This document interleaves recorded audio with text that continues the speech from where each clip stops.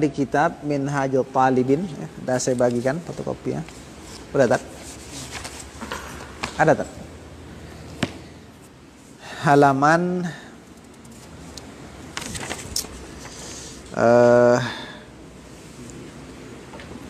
ST3 ya, ST3 H3 83.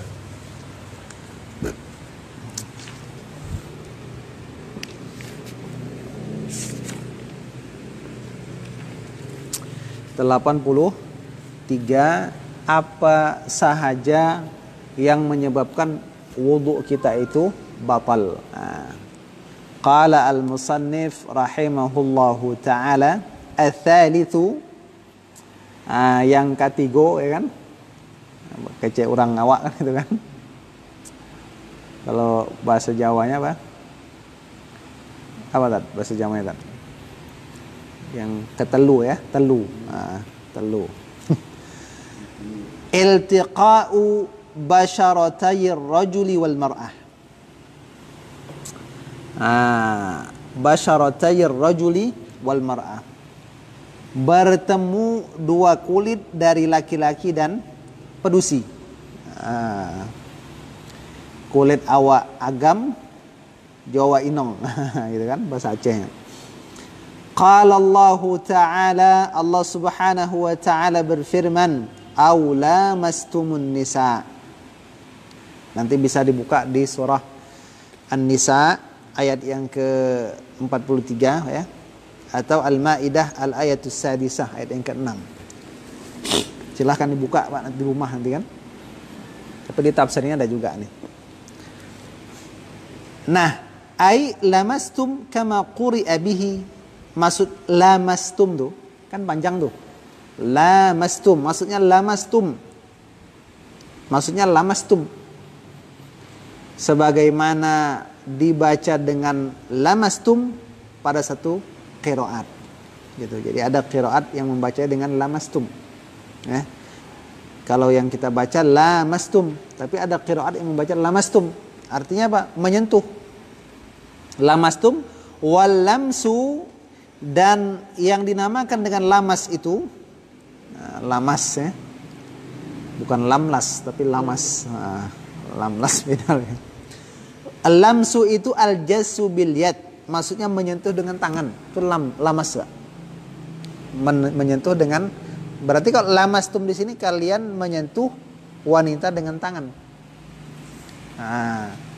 Batal wudu. Kama fassarahu bihi Ibnu Umar radhiyallahu anhuma. Kama sebagaimana fassara telah menafsirkan akannya, maksudnya akan lamas tadi. Jadi maksud lamas tu menafsirkan dengan dengan menyentuh dengan tangan itu siapa? Ibnu Umar. Jadi Ibnu Umar menafsirkan ayat ini aula mastumun nisa, maksudnya menyentuh dengan tangan. Itu adalah tafsir dari Ibnu Umar. Jadi artinya kalau orang berwudu menyentuh kulit lawan jenis dengan tangan, kata Ibnu Umar, itu termasuk yang membatalkan wudu. Nah, gitu. Kalau istri kan? Nah, nanti kita bahas ini dulu. Sabar lu. Cek lu kan. Bingung nanti orang kan. Belum selesai tangga pertama dah ke tangga 6 kan itu kan. Jadi artinya menyentuh wanita di sini adalah menyentuh dengan tangan. Ini tangan. Nah, tafsir dari Ibnu Umar. Wal ma'na fi naqdi bihi. Dan alasan atau makna pada pembatalan wudu, ya, fi naqdi pada pembatalan wudu bihi bil lamsi alladhi huwal jas, dengan sentuhan yang dia adalah dengan menyentuh dengan tangan. Jadi hinya itu maksudnya bil lamsi alladhi huwal jas bil yad. Kenapa menyentuh dengan tangan kok batal wudu? Apa masalah kok kan gitu kan? Apa hubungan menyentuh tangan dengan batal wudu? Nah, gitu. Kenapa? Annahu madhinnatun lil iltidadzi al-muthiri lisyahwah. Nah, ini alasannya. Karena bahwasanya ia adalah sangkaan lil iltidad, bagi merasa enak. Biasanya kalau orang menyentuh lawan jenis dengan tangan, itu ada rasa ser gitu kan. Kan itu Pak. Rasa iltidad, enak. Al-muthir li syahwah, yang memberi pengaruh bagi syahwat. Nah ini sebabnya maka batal wudu ketika menyentuh dengan tangan tadi. Itu alasannya. Nah gitu. Wa mithluhu fi dzalika baqi suwaril iltiqa. Dan yang seumpama dengannya, maksudnya seumpama dengan menyentuh dengan tangan, fi dzalik fi kaunihi madhinnatun lisyahwah, pada sangkaan dia itu akan menimbulkan syahwat. Jadi yang seumpama dengan menyentuh tangan itu maksudnya bisa menimbulkan syahwat. Baqi suwaril iltiqa, yang lain-lain sisa daripada gambaran-gambaran bersentuhan. Jadi ayat hanya mengatakan sentuh dengan tangan. Bagaimana kalau sentuh lengan tangan dengan lengan tangan? Bukan dengan tangan. Kalau sentuh pinggul dengan pinggul, apa? Kan itu kan batal nggak wudu? Karena di sini hanya menyentuh dengan tangan. Kata beliau, yang lain itu disamakan dengan itu. Fa'ulhiqa bihi, maka dihubungkan dengannya dengan bil jasibiliyat, dihubungkan dengan menyentuh dengan tangan juga. Wa utliqa alaihi, dan diucapkan atasnya, atas gambaran-gambaran yang lain dari menyentuh dengan tangan tuh. Fil bab, pada bab nawaqidul wudu, pada bab nawaqidul wudu, membatalkan wudu, al-lamsu, setiap sentuhan, tawassu'an ya, tawassu'an ya. Tawassu'an itu untuk pelebaran ungkapan. Jadi artinya menyentuh yang membatalkan wudu itu tidak hanya dengan tangan saja. Menyentuh kaki dengan kaki batal wudu. Apalagi pipi dengan pipi tak. Nah, lebih batal wudu kan itu kan. Cipiki kan itu. Nah, jangan pula yang dikatakan dengan tangan, kalau dengan pipi tak batal katanya. Nah ini lebih parah lagi kan itu. Nah. Illa mahraman, kecuali wanita yang mahram, bukan muhrim ya, mahram. Muhrim itu orang ihram, ini mahram. Jadi jangan ada yang nyebut muhrim, wanita yang bukan muhrim, bukan. Wanita yang bukan mahram atau wanita yang mahram. Nah, harus jelas ya. Nanti setakwa muhrim pula katanya kan. Fala yanqudu lamsuha, maka menyentuh wanita mahram itu tidak membatalkan wudu. Jelasan. Nah, fil azhar, menurut pendapat yang paling zahir dari dua pendapat Imam Syafi'i rahimahullahu ta'ala. Kenapa tak batal wudu wanita yang mahram? Li'annaha laysat mahallan lisyahwah. Karena wanita mahram itu bukan, kondisinya itu bukan tempat sangkaan syahwat. Kita kalau salaman sama orang tua kita ya kan, sama adik kita tuh nggak ada di situ muncul syahwat. Makanya tak batal wudu. Kecuali sama kawan kuliah, kan beda tak kan? Nah itu. Belum ditengok aja udah apa kan? Belum disentuh aja udah lain apa rasa hati itu kan itu. Nah ini dia. Tapi wathani, ada juga pendapat yang kedua ya, pendapat kedua dari Imam Syafi'i yang qudu li'umumin nisa'i fil ayah, membatalkan wudu karena keumuman kata perempuan dalam ayat tersebut. Tapi pendapat yang paling zahir tidak membatalkan wudu wanita yang statusnya mahram kita. Wal awal, dan pendapat yang pertama yang mengatakan batal wudu, tidak batal wudu ketika bersentuhan dengan mahram, wanita mahram, istanbata minha ma'nan khassasaha, itu menggali ia daripada ayat tersebut satu makna khassasaha yang mengkhususkan wanita, yang mengkhususkan keumuman kata perempuan dalam ayat tersebut. Jadi ada kesimpulan hukum yang mengkhususkan mahram. Apa dia? Wanita mahram itu bukan tempat munculnya syahwat, gitu. Wal mahram, dan mahram itu man haruma nikahuha, orang yang haram menikah dengannya. Binasabin, dengan sebab nasab, aw radha'in, dengan sebab persusuan, aw musaharatin, dengan sebab perkawinan. Itu nanti dibahas di bab nikah, kitab nikah masalah itu. Biar aja masalah nikah, gitu kan. Nah, istri menurut mazhab Syafi'i kalau kita berwudu, maka wudunya itu bisa batal gitu, wudunya kalau dalam mazhab Syafi'i gitu. Jadi bagaimana dengan Rasul sallallahu alaihi wasallam mencium Sayyidah Aisyah ketika mau sholat, bisa jadi dicium di atas kerudung, di atas kerudungnya dicium, atau boleh dicium dengan gigi, bisa juga, nggak batal wudu. Dengan gigi dicium kalau tak kena kulit, ya, karena nanti ada syaratnya dia, bersentuhan yang bagaimana, bersentuhan dua kulit, bukan bersentuhan gigi. Nah, dibahas nih kuku, ya kan. Wal malmus, dan yang disentuh bagaimana? Tadi yang menyentuh batal. Wa huwa man waqa'a alaihi lamsu rajulan kana aw imra'atan.